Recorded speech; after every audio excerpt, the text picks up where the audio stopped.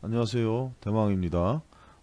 제가 오늘 이야기할 내용은 개발행위 허가 제한 지역에 대해서 설명을 좀 드리고자 합니다.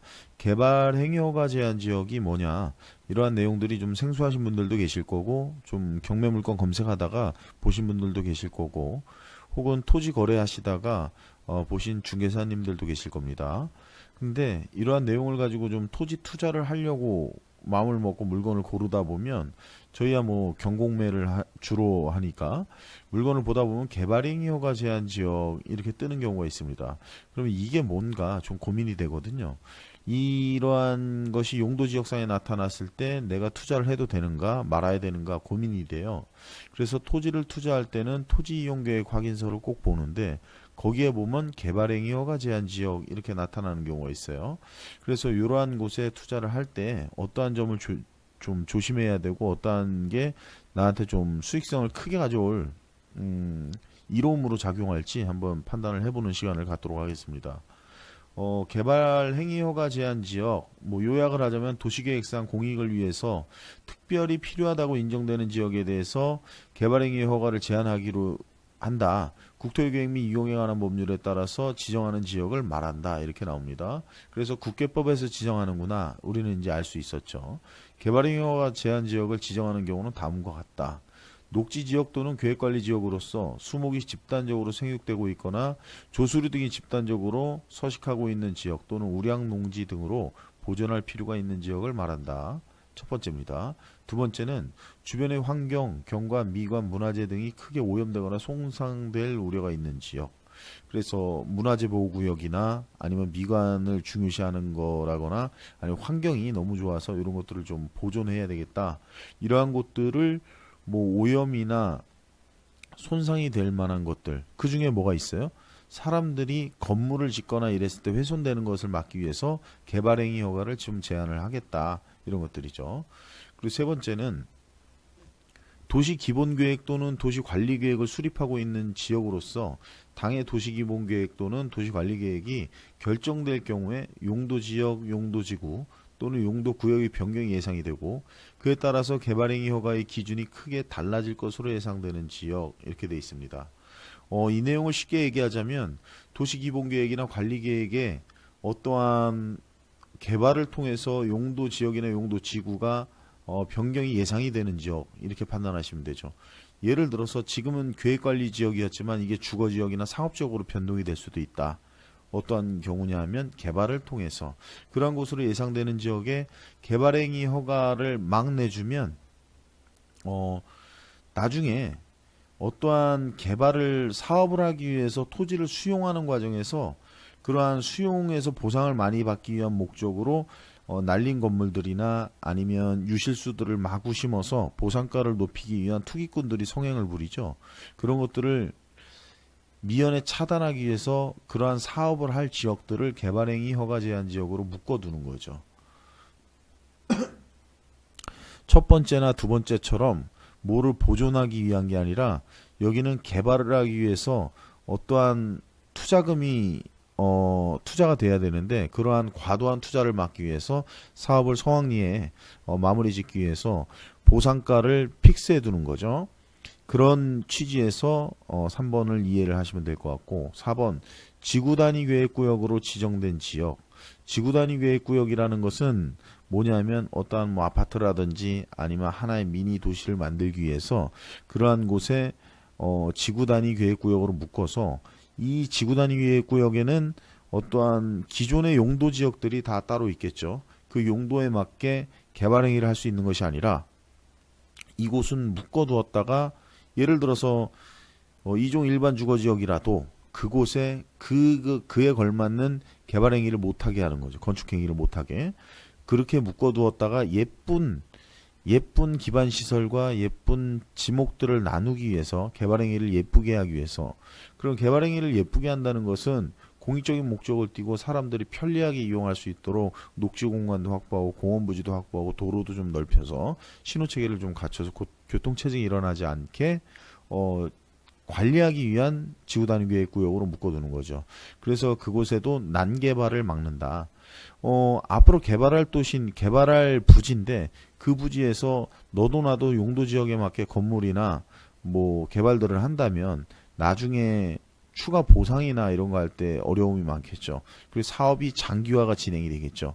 왜냐면 보상을 목적으로 토지를 매입해서 난개발을 하신 분들은 투기 세력들이니까 그 투기 세력들이 그 부지에 속해 있어서 그 사람들과의 보상 협의가 원만하게 해결되지 않으면 뭐 보상금도 많이 나가거니와 그리고 시기적으로도 좀 딜레이 될 확률이 높다. 그러면 사업성이 떨어지는 것이고 그거를 진행하고자 하시는 분들은 지자체라면 문제가 좀 커질 수도 있겠죠.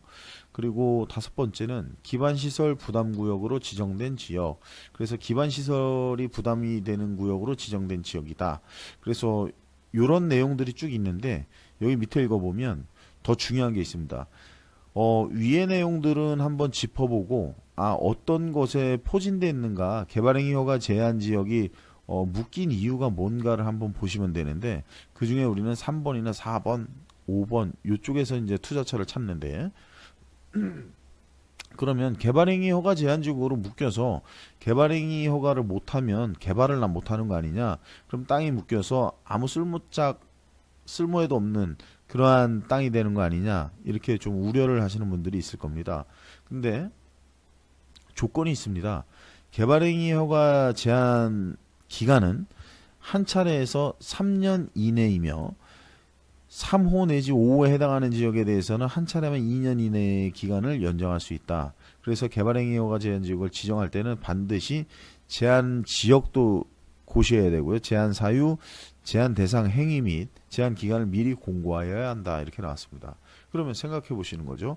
개발행위 허가 제한 지역을 경매 물건이 떴다. 공매 물건이 떴다면 그 물건을 확인해 보니까 개발행위 허가 제한 지역이 지정된 지 3년 차래요. 근데 3호나 5호에 해당하지 않아서 2년이 연장이 안 되는 케이스라면 풀릴 수도 있다는 얘기죠. 좀 이해하기 어렵다면 개발행위 허가 제한 지역을 묶는 이유는 개발이 용이한 것을 묶어두는 거예요. 예를 들자면 강원도에 있는 저쪽 뭐 태백 산골 오지에 있는 밭 이런 곳을 개발행위 허가 제한 지역 이렇게 묶지 않아요. 거기가 뭐 식생이 양호해서 뭐 예를 들어서 조림이나 이런 것들이 너무 좋아서 보존의 목적이라면 모를까. 그런 현상이 아니라 그냥 일반 야산이라면 거기를 개발행위 허가 제한 지역 이렇게 묶어두지 않는다는 얘기죠. 그러면 개발행위 허가 제한 지역을 묶는 곳은 어디냐? 개발의 압력이 높은 것들은 묶어두겠죠. 왜냐하면 앞으로 시가지가 넓어졌을 때 그곳을 도심화시키기 위한 공간들이 필요하죠. 왜냐하면 도시가 팽창되면 부지가 필요해서 그 도심을 좀 더 분산시켜야 되는 게 맞으니까. 죄송합니다. 제가 좀 감기 기운이 있어서 중간중간 좀 잡음이 있는데요. 좀 양해 부탁드리겠습니다. 개발행위 허가 제한 지역은 도시와 인접한 곳에 개발의 압력이 높은 곳들을 묶어둔다. 묶어두지만 3년 이내일 것이다. 그럼 3년 이내에 만약에 풀린다는 것은 내가 마음대로 뭘 할 수 있다고요? 개발행위를 할 수 있다는 얘기죠. 그러면 투자 물건에 있어서 그것이 도로 조건이나 건축행위가 충분히 가능한가 검토하고 만약에 이게 개발행위 허가 제한 지역에서 풀려서 내 마음대로 개발을 할 수 있는 땅이 되었을 때 지가가 상승할지 하락할지 혹은 보합세로 갈지는 판단을 해보시면 되죠. 근데 개발행위 허가 제한 지역이 풀렸을 때는 굉장히 이로움이 많을 거라고 저는 예상을 합니다. 그리고 개발행위 허가 제한 지역을 묶어놓고 풀리면서 어떠한 사업이 될 확률이 되게 높을 수도 있어요. 그곳을 묶어둔 이유는 무언가 개발을 하기 위한 목적이 있을 수도 있으니까요. 그래서 개발을 하기 위한 목적이 있다면 그러한 곳에 투자를 해서 기다렸다가 개발이 진행이 될 때 내가 보상을 받을 수도 있는 것이고, 그럼 보상을 받으면 내 토지는 수용을 당하는 거겠죠. 그러면 수용을 당하면서 내가 보상받는 그 금액과 그리고 내가 경매나 공매로 매입했을 때 금액에 갭 차이가 있다면 충분히 우량한 투자처로 생각이 될 수도 있단 이야기입니다. 그러면 경매나 공매로 투자해서 보상을 받고 빠져나오는 그러한 시기가 짧으면 짧을수록 저는 투자금에 대한 회전율이 좋으니까 1년 내에 여러 개의 물건에서 수익을 얻을 수 있는 것이고, 토지를 투자해서 4년, 5년씩 묶어두고 무한정 기다리는 것이 아니라 1년 이내에 쇼부를 볼 수도 있고 2, 3년이 지나서 투자금을 회수할 수도 있는데, 그거를 1년 이내로 단축시킬 수 있는 물건들을 제가 개발을 한다면 그러한 곳에서 얻는 투자 수익은 굉장할 거라고 봅니다. 그래서 이러한 개발행위 허가 제한 지역에 대해서 오늘 간단하게 이야기했는데요.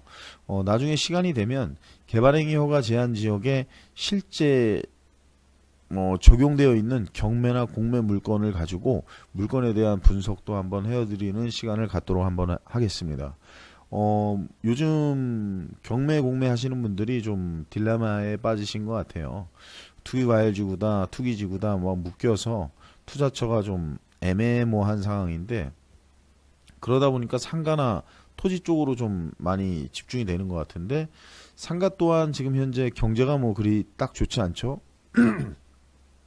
저희가 부동산을 하고 있지만 상가 정말 영업이 안 돼서 속된 말로 망해서 저희한테 매물로 나오는 거 되게 많아요. 근데 망하신 분들이 또 권리금은 받고 싶어 해요. 그러다 보니까 거래가 빈번하게 안 되겠죠. 그러다 보니까 가격은 점점 다운되고 그런 어려움이 있다 보니까 토지 쪽으로 전향을 많이 하는데, 토지도 이제는 일반 토지 아무나 살 수 있는 그런 토지는 시세가 빤하기 때문에 수익을 얻기는 좀 힘들고, 그러다 보니까 어떠한 지역에 투자를 할까 고민을 하다 보면 특수성이 있는 토지를 사야 되겠다는 생각이 들죠. 그러다 보니까 개발행위 허가 제한 지역이란 제목을 가지고 제가 한번 방송을 하게 된 건데, 이러한 특수성을 가진 투자처들 중에서 특수한 위치에 있는 물건이라면 굉장히 좋은 투자가 될 수도 있다고 저는 생각을 합니다. 저는 지금 이렇게 실제 투자를 하고 있기 때문에 뭐 이러한 설명을 드리는 거고요. 제가 지금 자세히는 시간상 그리고 컨디션상 좀 설명을 못 드리지만, 제 컨디션이 좀 회복되는 대로 실제 물건을 가지고 제가 한번 영상을 만들어서 여러분들께 소개하는 시간을 갖도록 하겠습니다. 짧은 시간이지만 두서없이 제가 좀 컨디션이 안 좋아서 막 얘기를 한 것 같아요. 목이 너무 안 좋은데 제가 조만간 물건 내용을 가지고 한번 찾아뵙도록 하겠습니다. 자, 지금까지 개발행위 허가 제한 지역에 대한 내용으로 설명을 드린 대망이었습니다. 오늘 하루 행복하십시오. 감사합니다.